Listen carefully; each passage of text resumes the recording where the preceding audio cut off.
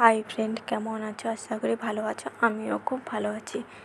আজকে আবারও একটা নতুন ভিডিও নিয়ে চলে এসেছি। ভিডিওটা শেষ পর্যন্ত দেখতে থাকো, ভালো লাগবে। 3 তারিখে ছিল আমার অ্যানিভার্সারি, শুধু কেক কাটাই হয়েছিল। বৌদি দাদাদের একটু অসুবিধা ছিল তাই আসেনি। 4 তারিখে ছিল আমার বার্থডে, শনিবার। আমাদের নিরামিষ, তাই বোন নিজের হাতে আমাকে রান্না করে খাওয়ালো।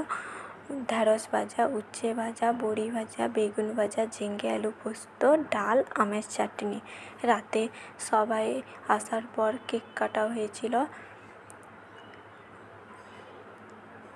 বাইরে থেকে আমাদের তরকারি এসেছিল, বাড়িতে পরোটা আর রুটি হয়েছিল।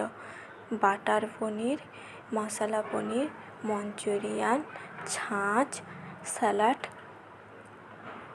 এগুলোই।